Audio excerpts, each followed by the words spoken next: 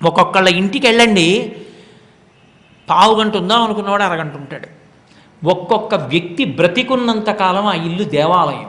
అంతమంది జనం పెడతారు. ఆయన వెళ్ళిపోయాడు అనుకోండి, ఆ ఇంటి ముఖం చూసేవాడు ఉండడు. కారణం ఏమిటో తెలుసా? ఆయన భగవంతుణ్ణి పట్టుకున్న ప్రకంపనలు, తరంగాలు వస్తుంటాయి. అక్కడికి వెళ్ళి కూర్చుంటే అంత ప్రశాంతంగా ఉంటుంది. అందుకే 10 నిమిషాలు అన్నవాడు గంట కూర్చుంటుంటాడు. ఆ శాంతికి కారణం భగవత్శక్తి. ఆయన పట్టుకుంటాడు కాబట్టి ఆయన ఉన్న చోట భగవత్ సంబంధమైనటువంటి పార్షదులు నిలబడి ఉంటుంటారు. వాళ్ళు ఉంటారు కాబట్టి ఆ శాంతి తరంగాలు ఉంటాయి. అందుకే మహాత్ములు ఇంట ప్రవేశిస్తే శుభాలు జరుగుతుంటాయి. కారణం ఏమిటో తెలుసా? వాడొక్కడూ రాడు, వాడితో పాటు దైవశక్తులు కూడా ప్రవేశిస్తాయి. ఆయన ఎట్టెడితే ఎడుతుంటారు వాళ్ళు. అందుకని ఊరకరారు మహాత్ములు వా రథముల ఇండ్ల కడకు వచ్చుటలెల్లన్ కారణము మంగళములకు మీరొచ్చుట శుభము మాకు నిజము మహాత్మా అంటాడు గర్గుడు. కాబట్టి ఆత్మ ప్రలపించు నారాయణ ఎటంచు. ఈ విష్ణు పార్షదులకు ఒక లక్షణం ఉంటుంది. విష్ణువుకున్న లక్షణమే వాళ్ళకి ఉంటుంది. ఆయన ఎలా ఉంటాడో వీళ్ళు అలాగే ఉంటారు.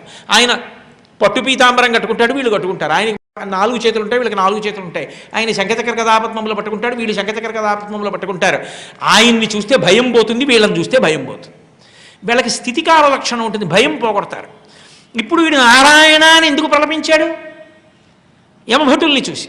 ఎవరిని చూసి భయపడి ఊపిరాగిపోయి ఒక్కసారి నారాయణ అన్నాడో కొడుకు కోసం, వాడేం భగవద్భక్తితో అనలేదప్పుడు. అనకపోయినా నామం అన్నాడు కాబట్టి అంతటా తిరుగుతున్న వాళ్ళు ఇలా చూశారు. వాడు భయపడుతున్నాడు. ఇప్పుడు వాడిని భయం నుంచి రక్షించాలి. అది స్థితికాల లక్షణం విష్ణుభటులకి. ఒక్క తోపు దోశారు అమ్మభటుల్ని, వాళ్ళు కింద పడిపోయారు.